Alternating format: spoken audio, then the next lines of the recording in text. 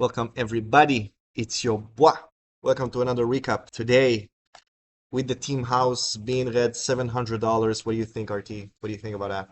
We were just discussing, and for Ohad, after coming off a $28,000 week, as you guys can see here, very massive numbers, very consistent numbers. Starting the week down 700 is not what he would like, but he still managed risk. He still took just a few trades, and once he saw that things weren't working, Yeah, he left out early, which was the key. yeah. So initially traded IVF 7 a.m. This specific pop right at 7, I missed it, but I scalped some dips right over here, so I'm kind of like break even on it. And also I got this specific trade right in here, so I'm buying this specific dip, buying in here, selling in here, nothing crazy. Also, we traded IPST, which was the main runner of the day. Honestly, didn't make as much on it, but where was it? So that was the 4 a.m. crazy run up, which is like 11 p.m. our time, 4 a.m., right? Yeah. So today we woke up at 4 a.m. Pacific time, which is 7 a.m. Eastern. And yeah, when was it? Trading it all the way in here. Missed this specific candle, but once they trade so high up in price, I just give up on them because usually I just perform best on lower price stocks. And then we add UCL, UEFA Champions League stock. I'm joking. It was uCloud Link, probably a Chinese ticker. Traded it all the way in here, made like 800 bucks. Then I got chopped in this little range. It was very unpredictable for me. Usually I would be doing some, like, I don't know, this specific stock within the price range of 1 to 120. I do make some bucks on it, but in this range was very choppy. So I was up like 800, then I gave back some gains and ended up being up like 600 on that one. But what really got me and got me obliterated was AGRZ. So I'm watching this stock, and of course, as anyone else, we are all looking for the OHAT candle, the next candle to pop from 40 cents all the way to 20. But of course, as reality hits, this still does not happen.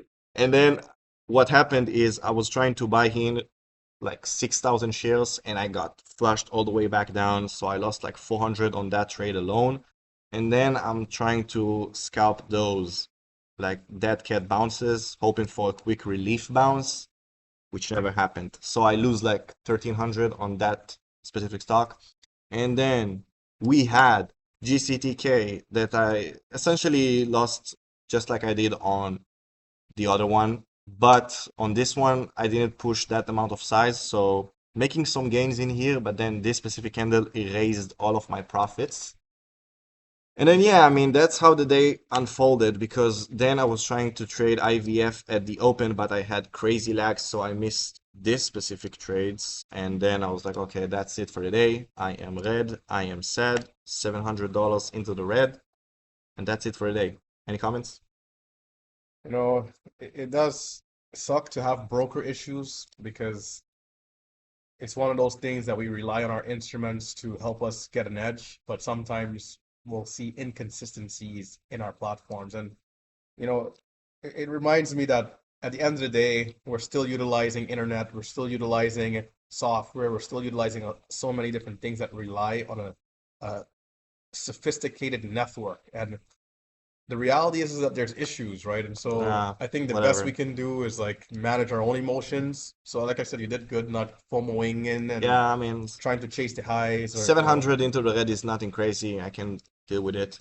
And right. also, of course, everyone is balling big. I guess it's just Dash being up 10K after giving back 10K. So that's insane. But Dash, if you're seeing this recap, you need to come to the team house so that I yeah, can look over your shoulders like yeah. this as we trade. Yeah, come over, bro. Just say what's up.